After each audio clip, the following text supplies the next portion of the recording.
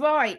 You are all in for a treat today, because I have got a new guest on my channel, and we are going to be talking about something that is so important to every single one of us, and something I'm so passionate about, because my guest today, and I'll introduce him shortly, we've done the investigations. We know what the problems are. Now we know what the problems are. It is the time for really putting all our energy into the solutions. And my guest today, boy, oh boy, has he got some solutions for you. And we are going to be talking today about how we can regain our health, our sovereignty, empower ourselves through growing our own food. So welcome, Jim Gale from Food Forest Abundance. So pleased to have you on the channel. How are you, Jim? Oh, I'm wonderful, Catherine, and it's such a pleasure to be here chatting with you and your audience about the solutions to all of the world's biggest problems. It's the simplest solution, and once people get it, their worlds change. And here it is. When we take the poisons out of our system, of our land, of our bodies, and of our minds, and grow food with courage instead of lawns, we solve mass extinction and deforestation and cancer and diabetes and heart disease, and we end tyranny. So here. And what I love about what everyone's going to find out more about what you do today is when we're looking at this solution, it's a solution for all creatures, great and small, because so many people are just talking about humanity. And I think therein we've lost that connection that we are part of nature. And when we get back to really connecting with the animals, with the wildlife, with the soil, with the plants, not only do we really take our sovereignty and our power back, and never has there been a more important time to do it, but also we regain so much of our soul, I think, Jim. That's exactly right. You said it very well. The Garden of Eden, this idea of food growing everywhere, of butterflies, of birds, of bees, of life everywhere, is not a utopic fantasy. It's the logical way to use our land. The lawn, here in the United States, there are 44 million acres of lawn. The lawn is the physical foundation of our enslavement. The Yeah. lawn uses more poisons, more pesticides, more human resources than any other crop. And all it gives us is grass to mow. And also, when you look into, I've heard you talking on other podcasts, but when you look into how these trends, these cultures came about, it's so ridiculous and it's so manipulative. So tell the listeners that don't know, how did lawns become a thing in the first place? Lawns started as a way to brag to your friends and family and community that you don't need to grow your own food and that you were above that somehow. Lawns are a manipulation. In fact, Kissinger said it best. He said, if you want to control people, control their food supply. That was stated over 50 years ago. And he has met with every US president since then to define and to help integrate the strategy of control into humanity. And yet the solutions are joyfully simple. This is what I love about it. And I think this is where, I mean, I'm really lucky. My audience are really health conscious. And also they've got a pretty good idea of connecting all the dots and how all this fits together. But I just want to mention people, you know, having a lawn as our garden and thinking that serves us in any way is just as ridiculous as putting metal shoes on horses. All my listeners know I'm passionate about working with animals. And when you look at the history, go look at it, folks. Research why we started putting metal shoes on horses. It's disconnecting them. It's stopping them grounding themselves, earthing themselves, stopping that connection. So some of these traditions that we've really been living with for so long, not only are they ridiculous, but also they're really harmful. So one of the things, before we look around your amazing property, I would like you to explain to us, what is a food forest? A food forest is a diverse group of foods, guilds.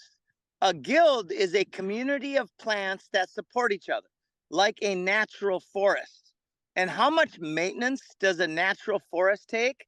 When I ask that, people laugh. Like, what are you talking about? Nobody maintains the Amazon jungle. Is all they do is cut it down, Mm. right? So this here is a food forest. We have 230 types of edible and medicinal plants growing here. People say money doesn't grow on trees. Yes, it does. Mm. A food forest is the ultimate stack of functions because this is far less maintenance than a lawn. A lawn, this is, by the way, this is only 14 months in the ground. 14 months ago, there was nothing here but sand. Now we've got enough food from this 1 acre area to feed multiple families all the food they need to thrive. It's absolutely amazing. And just before we get on to some other bits about how this is sort of repeatable in different climates, different areas, can you explain to us what is permaculture? Yes, permaculture is the agricultural design science that mimics nature. It mimics the natural systems that are regenerative, and it focuses on the design elements and the ethics, right? Voluntarism, do no harm, people care, and earth care are the basic ethics of permaculture. And then the design principles about working the edges and stacking functions, right? I'll give you an idea of stacking functions. A food forest is not only incredibly beautiful landscape. I mean, how many people think a lawn is more beautiful than this? No. Well, I don't think that. Not, I've never met anybody who stands here and says my lawn is more beautiful than this. Yeah. So by its very ornamental nature, it's an incredible function. It also provides all of the food that we need. It also provides habitat for birds and butterflies and bees and life.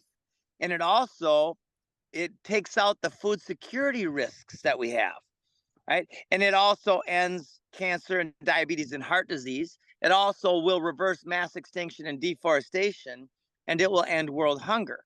So that's called stacking functions. That's a permaculture principle. So permaculture has within its science not the hypothetical solution to all the world's biggest problems, but the demonstratable solution to all the world's biggest problems. This is what I love about it. I've got a little bit, to be quite honest, sick to death of people spending so much time and energy talking about what might be coming in the future instead of what we can actually be doing now. And there's so many more benefits than, let's face it, a fundamental need for any species, doesn't matter what you need, is food, clean food and clean water. We haven't had clean food and clean water for a long time where most of us live. We haven't got clean air, but let's concentrate on what we can do. So when you're getting to growing your own food, you really are taking back so much power and sovereignty, because as you said earlier, those who control the food supply control us. And we all know what that's been like the last few years. That's exactly right. For the last several generations, the agriculture taught in colleges and universities around the world has been the most destructive teaching of our world. The truth of the matter is, in a permaculture designed food forest, you can walk out of your house and there's food everywhere. Now, I can hear people's alarm bells going off saying, no, it's not that easy. My friends, it is that easy. Now, some people might say, but I live in Minnesota or Poland or somewhere very cold. You Well, can. guess what? Yeah. And the permaculture design principles, they're global. They serve every agricultural environment, they serve every zone. It's just different crops. So in Minnesota, my friend's food forest, by the way, in northern Minnesota, which is really cold, is made of completely different plants. But his food forest makes mine look like a baby. It's 5 years old. He's got over 300 different species of edible and medicinal plant growing. And he's got birds that have never been documented in the United States that live in his food forest. Why? Because it's incredibly beautiful. Now, can he go outside in January and harvest fruits and veggies? No, but he can harvest so much in August and September and October that he can fill his coffers for all winter long. This is so what we need. I can't wipe the smile off my face because I'm so excited about this, not just for, as I say, what it's going to do for us humans, but what it's going to do for the planet in general. And I'm not talking about global warming here, but I'm talking about using the land for what it should be used for, which means that we don't have to keep rape and pillaging with the awful mass farming traditions, whether you're talking about plant-based farming, at the awful mass animal produced farming, which is cruel beyond all measures. So a lot of people are saying, right, okay, you've got a beautiful plot there, Jim. A lot of people live in city environments and town environments. I mean, I'm really lucky. I live in the countryside, but we've got probably about 3/4 of an acre maximum that we could use for this. So what about those people that have got small plots, have got urban plots and everything? Do you provide solutions for them? We do. You can grow food. Anybody who has the desire to grow food in a closet, on a kitchen countertop, food can be grown anywhere. When we start planting seeds and learning from the plants, letting the plants be our teachers. Now, the best part about using land is once you put the fruit trees in the ground, the perennial food producers. Perennials, by the way, are plants that you plant once and they continue to provide food for generations to come. Right? That's my favorite because this is lazy gardening. This is no maintenance, free food everywhere. I'm not a farmer and I don't want to be a farmer. I want to walk outside my house and have food growing everywhere. Or if I am in an apartment, I want to have sweet potatoes and spinaches on my deck or in my closet growing tomatoes and potatoes or whatever. Now, is it easier in the country? Of course it is. So if those people who have the ability can get onto land, that's very important. And this is also very important. We have to change the minds of the people who control and manage the land. When we can convert the lawns in cities, at churches and schools and community centers of all kinds, when we can convert that land to food producing land, that becomes the foundation of a community's health and wellness. It really does, because it's so healing. I mean, I can remember my grandma used to be an amazing gardener. And even when she was in her 90s and we were all trying to persuade her, not knowing any better at that time, look, it's too much for you at your age. She was like, no, because when I put my hands into the soil, all my problems go away. And that is really, really true, isn't it? I know that you've been helping advise work in prisons and things like this, but it's transformational on a spiritual level as well to really get that connection back. We hear so many people, Jim, talking about get back in nature, get in touch with animals, but a walk in nature is great, but actually really taking your power back by starting to produce your, not only just your own food, and yes, let food be your medicine, but so many of these plants are been used for ever as herbal medicine as well. Absolutely right. I mean, even this ground cover here, can you see the yellow flowers? Yeah. So this is called perennial peanut. It's a much better ground cover than grass because the plant fixes nitrogen in the soil. It's also edible. Isn't that cool? So when we take out the ornamentals in our landscapes and transplant those ornamentals with food production, it just checks all those boxes. There's no logical reason not to do this. The only two reasons not to grow something that is going to be productive are evil and ignorance.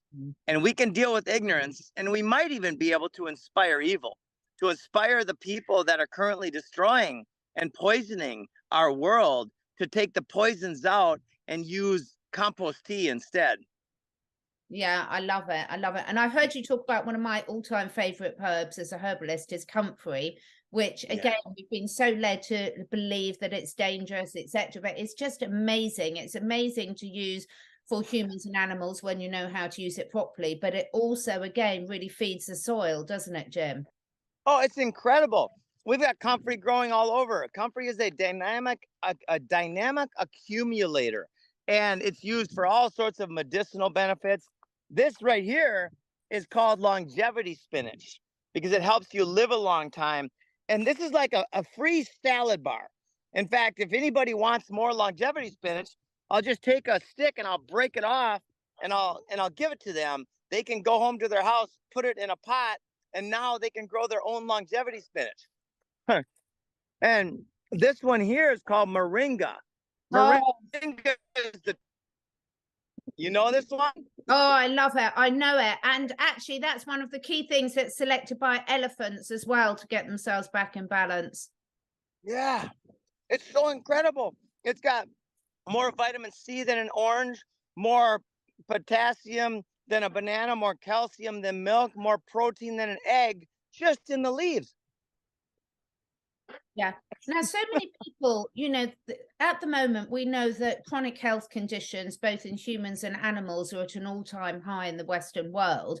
And a lot of that is because we haven't got control over the quality of our food, over the quality of our air. So you're really not joking when you're talking about this is not only sorting out the thing that's on a lot of people's minds, the possible food scarcity, but also the health benefits.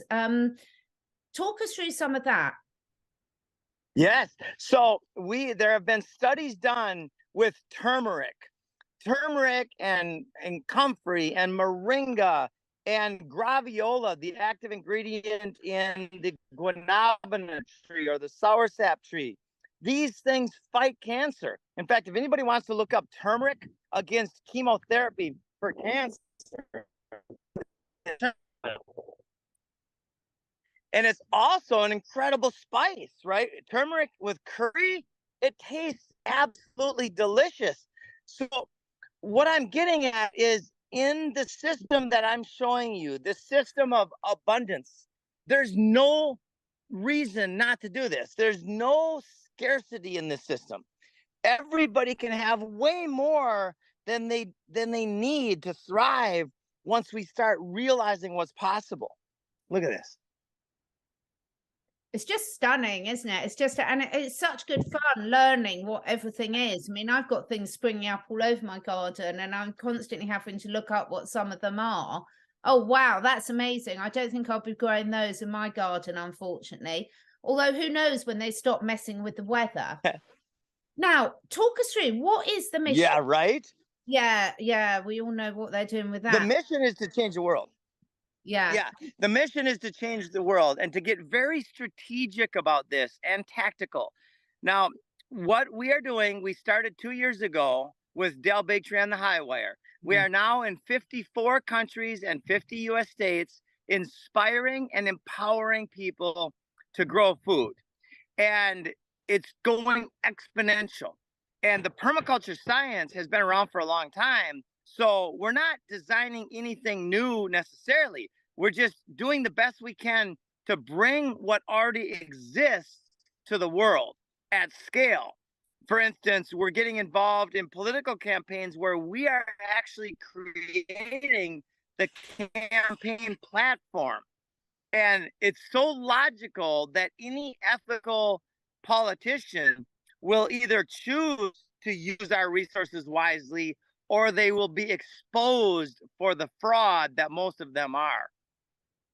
Yeah, absolutely. Interestingly, oh my God, that's amazing. What's that? Show us that again. This is a papaya. Oh, God.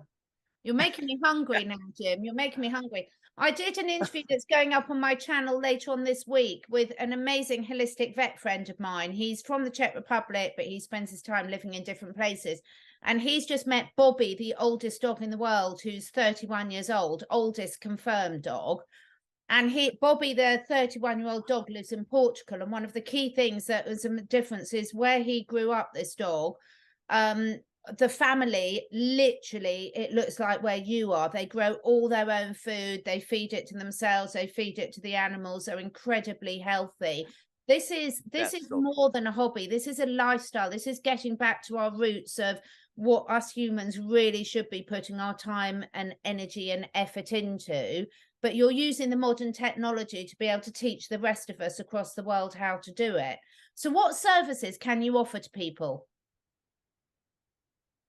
think I've So the first thing that I like to convey is this is far less effort than any other way to live. In fact, there's no effort involved.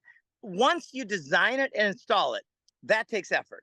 The design process, which we have designers all over the world that use permaculture design principles to design freedom and this kind of abundance into the landscape. That takes a lot of time to fully to become proficient at permaculture design takes time. And Mm, by the way, if anybody out there is architecturally minded, like you want to be an architect, this design science is the future. And we invite other people, we invite people to become permaculture designers. We also train people to become permaculture designers. So that's one of our services. We design food forests for people.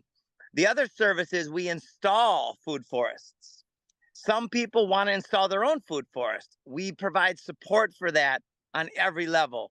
And everything we do is based in voluntarism. So we have no non-competes, no patents, no hooks of any kind. It's all about inspiring people to grow food and be free. absolutely perfect. There's just no excuse for people not to get in this. But I want to come back to the point that a lot of people will probably put in the comments. So let's cover it now.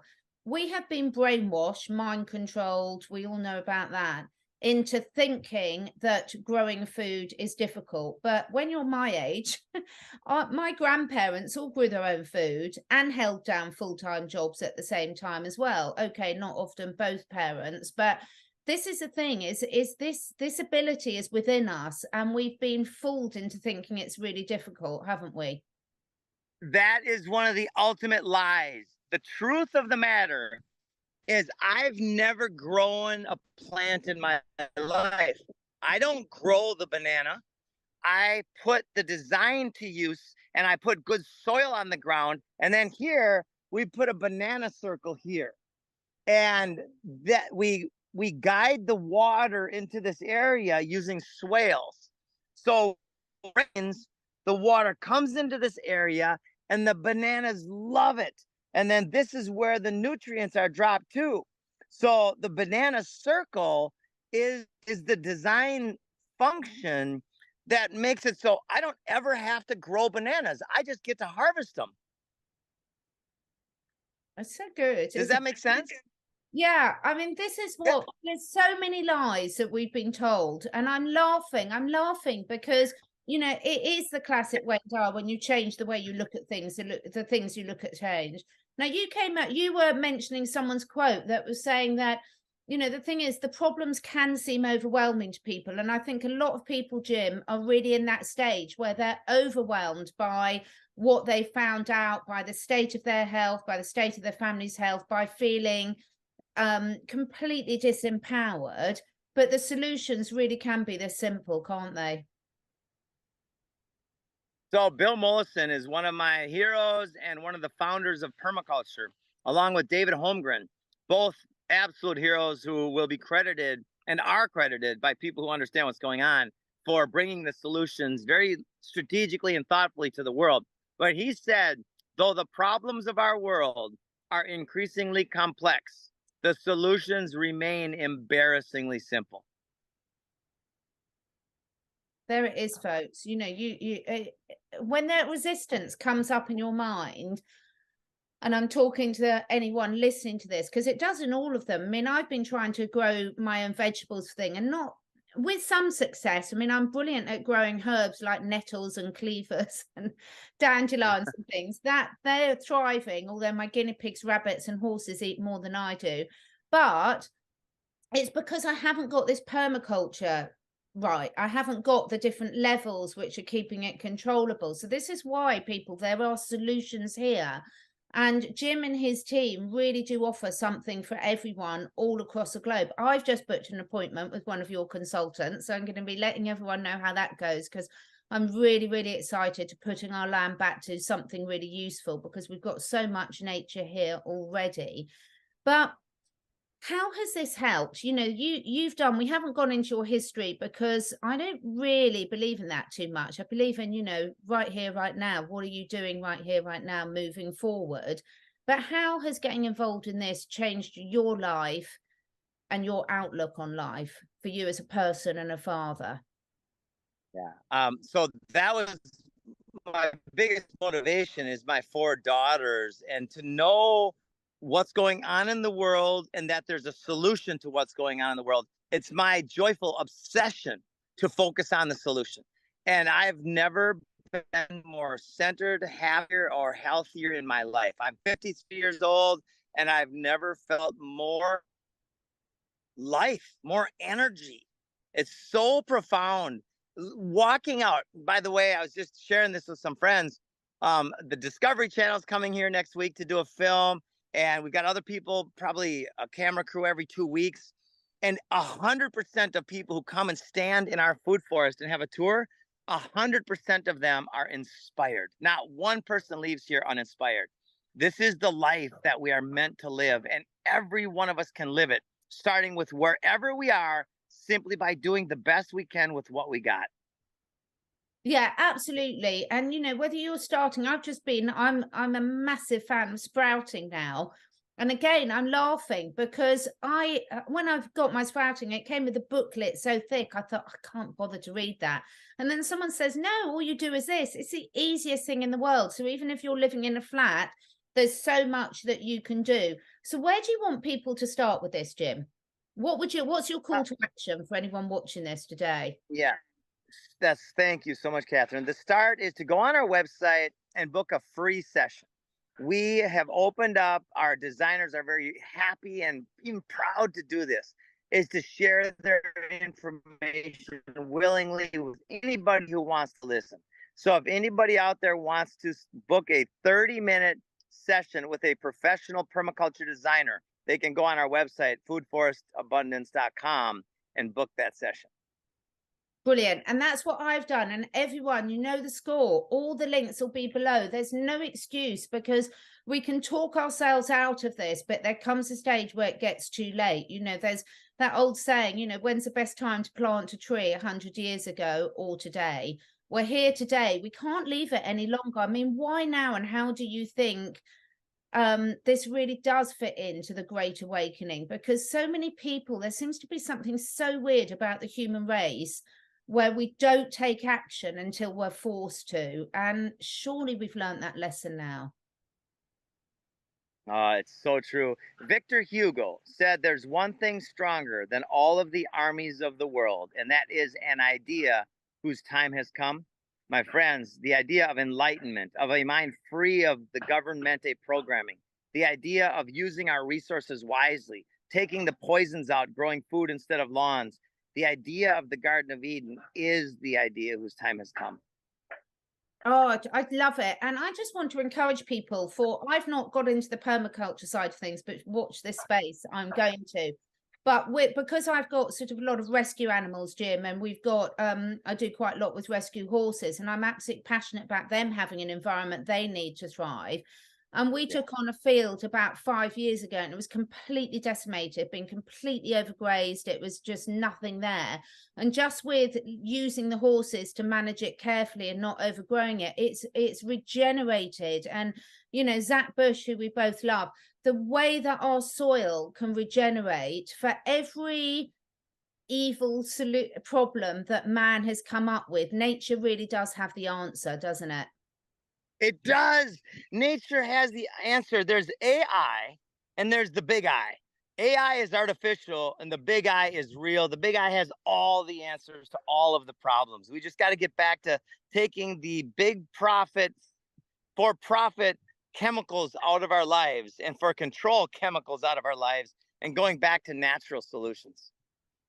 Yeah. And the most people have heard of the microbiome, and a lot of people understand now that our microbiome within our gut and every other organ of our body has a huge effect not on only our physical health but also our emotional health. Talk us through what you've learned, just a few tips about what you've learned about how important getting the soil right is and that preparation phase. It's huge. The preparation, it's all about soil. My job is to design and build soil and then to put the right guilds together. And then from there, nature does everything else in perpetuity, right? In fact, one of my favorite concepts, I've got a seed in my pocket, I think. Yeah. So you can count the apples or you can count the seeds in an apple or a squash. But this one squash seed could produce over 1 million squash within 5 years, right? So building soil is key. And then as far as health goes, one of the strategies that we're going to use is we're bringing permaculture to prisons. Yeah. Now, they've done this before. They did this in California, and the results were that the inmates that participated in the gardening program for 3 years or more had a recidivism rate or a reincarceration rate go from 60% to under 10%. Wow. Because they were connected again. That's the end of crime. We just solved one of the biggest problems in the United States, and that's our recidivism problem. It's just, this is when you say, I mean, people are so used to having huge things thrown about without any backup. But as you say, this is really bringing this ancient wisdom, this ancient knowledge just back into our reality now, combining it with the modern technology, because now you can share your skills all over the globe, which is fantastic. So let's not slag off the technology too much, because otherwise none of us would be having this conversation. Yeah. What about gratitude that you've got? I mean, I know I listened to some of your story, Jim, and you went very down the rabbit hole. You got really aware of what was going on. How important is gratitude in your life now, and how does that spill over to what you choose to do and what you choose to think? So I look at it, gratitude is an energy feeling. It's a feeling, right? It's like it can be described as a frequency or an energy field or a position of loving and caring for others. And it's key. In fact, Tesla wrapped it up pretty good in his statement. If you want to find the secrets of the universe, then think in terms of energy, frequency, and vibration. But I'd like to change that just a little bit. Don't think, but feel. Feel the gratitude, feel the love, feel the connection again. And when we start living in the present moment, attached to what is and aware of, not attached to, but aware of what is and this beauty all around us, then it's the foundation of a free and healthy life. Yeah, too true. So just to recap for everyone, you've got people that support people all over the world, because I've put someone who's obviously working with the UK. So people can book a free introductory consult, and then based on how that goes, they can then decide whether to move forward with a design service. How does that design service work? Do they visit you? How does it work? Once they talk to the designer, they'll get a good idea of what's possible. And that's so exciting because most people don't realize what's possible within their space. And so once they have an idea of what's possible, they can choose to, to either do it themselves, which will take probably quite a bit of studying online. And it can all be done for free, by the way. Everything I'm saying, you can go on YouTube and social media and you can learn how to do this. The thing is, it'll take time. So if people out there want to speed up time, then the purchase of a design will help tremendously. And the design is where the permaculture professional will go into your landscape and ask you a million questions about what your vision and goals are. And then they'll design in your landscape to be hyper productive and beautiful. Fantastic. Yeah, watch this space, everyone. And I suppose you can also take this into communities as well, where, if you've got some people near you in your community, you could look at balancing out. So you're all growing slightly different things, perhaps, and sharing. Yes. Yes, that's the beauty of it. Diversity is the foundation of strength of the system. The more diversity we can grow, the more different things we can grow as a community, the better off everybody is. Fantastic. So, parting message for everyone. What is it? What do you want to say to everyone that's watching? It's time. It is time. It's time right now to be. Faith and courage are the frequency of freedom. They're the armor of God. They're so important. Take the fear out. Turn off the mainstream media completely and start communing with nature and your friends and family again. Start hugging people again. and live completely free. And when you demonstrate freedom at this level, then you will be so attractive to your friends and family. Everybody wins. It is a win-win. So there's no more excuses. Wherever you're living, where you're watching this, whether it's somewhere cold, whether it's somewhere hot, whether you've got a huge plot, whether you've got a small plot, there's something that every single person can do now. So it's time for us to all stop whinging about what we don't want. And I don't mean that lightly. I know it's been really hard, but let's not wallow in self-pity. Let's get off our backsides. Let's lead from the front and do this. Thank you so much. So all your links will be below. I'm really hoping we can get you back on before, because I've got again, because we've got so many questions. So if anyone's watching this and you've got questions for Jim, put them in the comments below and we'll get back to you. We'll either answer them in another video, but get on that site, book that consult with one of the experts, because you will, once you see what's possible, then a lot of those concerns that you've got in your head will go away. Thanks, Jim. It's absolutely brilliant. Have an amazing day. Show those people around, and we'll speak again soon. All right. You too, Catherine. Have a good day, everybody. Take care. Bye. Bye.